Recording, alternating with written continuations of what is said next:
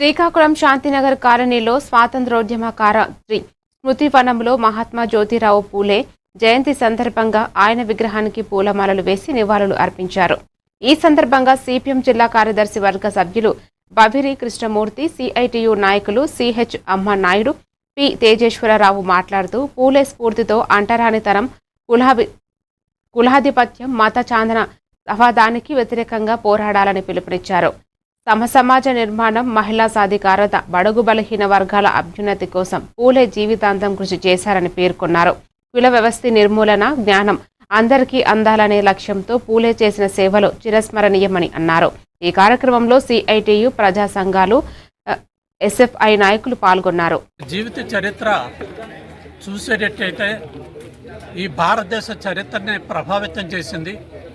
British వాళ్ళకి వ్యతిరేకంగా జరిగిన పోరాటాన్ని, ఇలాగా భారతదేశంలో కుల వివక్షతకు వ్యతిరేకంగా ఉన్న పోరాటాన్ని రెండు సమ్మిళితం చేసి వివక్షతలకు వ్యతిరేకంగా చాలా పెద్ద ఎత్తున పోరాటం చేసింది సావిత్రి పూలే. శూద్ర పిల్లలందరినీ కూడా వాళ్ళని తీసుకొచ్చి వాళ్ళకి చదువు చెప్పే పరిస్థితిని మనము చరిత్రలో మనం చూస్తాము. ఆ విధంగా 19వ శతాబ్దంలోనే వాళ్ళకి చాలా స్పష్టంగా ఈ భారతదేశానికి శూద్రులకందరూ కూడా గురువుగా నిర్వహించి అనేక సాంఘిక ఉద్యమాలు నిర్వహించిన పరిస్థితి ఉంది. అందుకోసం వాళ్ళ బాటలో, వాళ్ళు చూపిన బాటలో వివక్షత, తర్వాత ప్రజా సంఘాల అన్ని శ్రేణులు కూడా పనిచేస్తామని ఈరోజు ప్రతిన పోరాటం